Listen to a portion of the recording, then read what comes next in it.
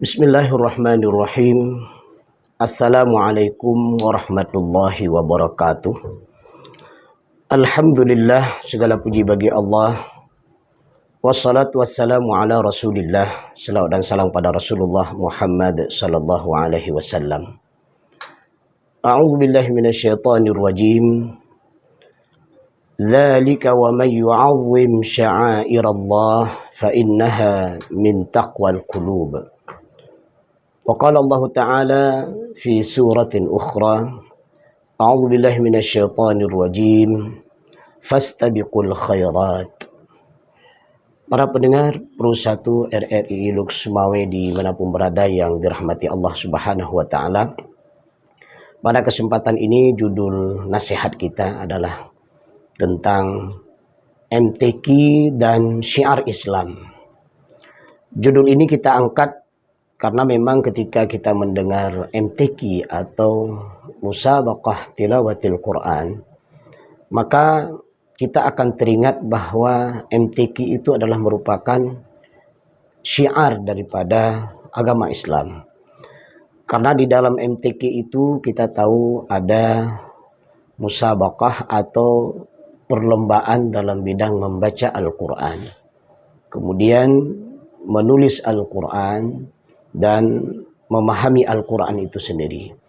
Jadi secara umum kita melihat dalam MTQ itu atau musabaqah Al-Quran itu adalah bagaimana seseorang dituntut agar mampu membaca Al-Quran dengan baik dan benar. Nah, ini tentunya dalam beberapa bentuk golongan. Ada namanya golongan tartil Quran. Artinya di sini peserta dituntut bagaimana bisa membaca Al-Quran dengan tartil, bertajwid, serta membaca dengan baik dan benar. Kemudian juga ada lain cabangnya adalah tilawatil Quran atau membaca Al-Quran dengan berirama. Sehingga bagaimana peserta ini dituntut bisa membaca Al-Quran dengan baik dan benar dan mampu membawa irama-irama daripada Al-Quran itu sendiri. Ada juga membaca Al-Quran dari segi qiraahnya, sehingga peserta harus mampu membaca Al-Quran itu dengan beberapa macam riwayat daripada qiraah itu sendiri. Kemudian masih dalam proses membaca ini juga ada beberapa cabang yang lain yang tujuannya intinya adalah bagaimana seseorang peserta itu ketika mengikuti musabaqah tilawatil Quran dalam cabang membaca ini, tujuan intinya adalah bagaimana agar peserta tersebut bisa membaca Al-Quran dengan baik dan benar. Nah, ini intinya. Nah, makanya di antara nilai positif daripada MTQ itu sendiri adalah maka akan lahir kader-kader dalam masyarakat kita adalah yang terbaik di dalam membaca Al-Quran. Maka masih teringat kita bagaimana sekitar 10 atau 20 tahun yang silam, atau 30 tahun yang silam, atau 40 tahun yang silam, atau lebih dari itu, jauh-jauh dari sebelum itu semua, dan bahkan sampai hari ini, kita masih teringat bahwa di lorong-lorong kita seringkali dibuat ada MTQ, Musabaqah Tilawatil Quran. Untuk apa? Kenapa dibuat MTQ tingkat lorong? Karena ini adalah untuk mencari kader-kader terbaik, untuk mencari peserta yang terbaik dalam membaca Al-Quran. Kemudian kita juga masih teringat tingkat kampung. Jadi mereka yang sukses dalam tingkat lorong ini, mereka akan naik lagi jenjangnya tingkat kampung dan seterusnya dan seterusnya. Nah, ini suasana perlombaan membaca Al-Quran ini harus digalakkan dalam kehidupan masyarakat kita. Karena biasanya dengan perlombaan ini akan membuat kader-kader dalam kehidupan masyarakat kita bersemangat untuk belajar membaca Al-Quran. Nah, kemudian juga bagaimana dalam MTQ ini ada lomba menulis Al-Quran, disebut dengan khatil Quran. Nah, ini juga tujuannya tidak lain adalah agar bagaimana para kader-kader muslim, kader-kader muslimah itu mampu menulis huruf-huruf Al-Quran, huruf-huruf Arab itu dengan baik dan benar. Karena Di antara kebanggaan seorang muslim adalah bisa membaca Al-Quran, bisa membaca huruf-huruf Arab, bahasa Arab, kemudian bisa menulisnya. Nah ini, maka di dalam MTQ itu sendiri kita tahu bahwa ada lomba khatil Quran dengan beberapa cabangnya tentunya. Nah ini tujuannya tidak lain adalah agar masyarakat kita tidak gego atau tidak canggung kalau bahasa yang lainnya mungkin ya. Atau bahkan jangan sampai ada masyarakat kita yang tidak bisa menulis huruf-huruf Arab atau bahkan tidak bisa menulis bacaan-bacaan dari Al-Quran itu sendiri. Nah makanya sebenarnya dengan momen semangat MTQ ini kita mengajak masyarakat agar bagaimana masyarakat itu semangat hadirnya kader-kader muslim, kader-kader muslimah yang bagus dalam menulis huruf-huruf Arab, bisa menulis bacaan-bacaan Al-Quran dengan baik dan benar. Dan ini tentunya tidak bisa terjadi begitu saja tanpa ada proses. Maka kita melihat begitu banyak hadirnya madrasah-madrasah tentang khatil Al-Quran ini.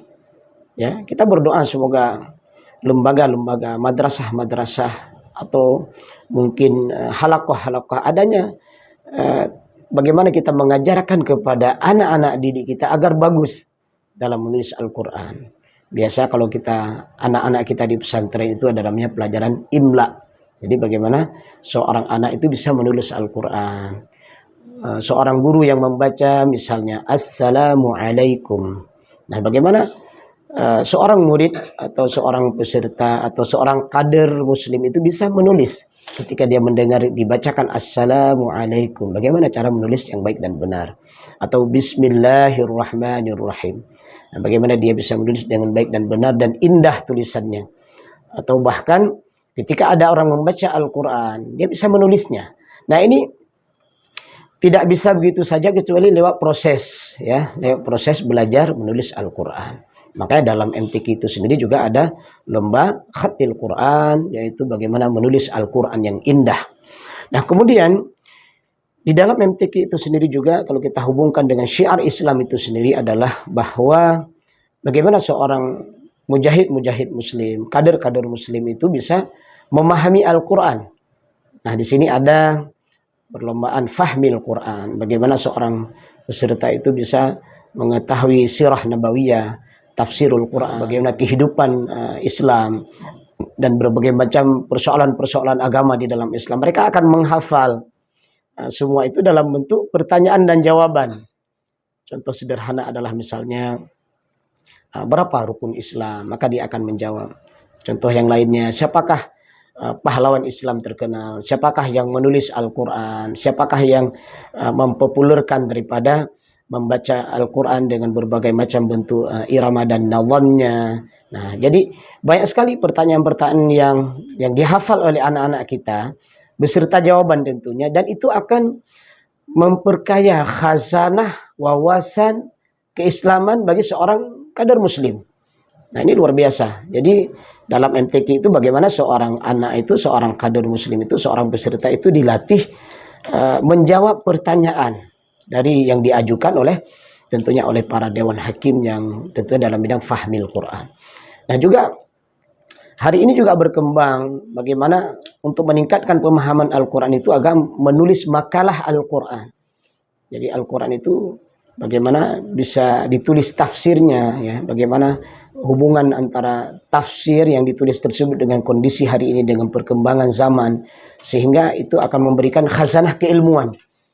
Nah, jadi dan bahkan hari ini juga kita melihat bahwa bukan hanya bidang Al-Quran saja, itu juga ada lomba hadis.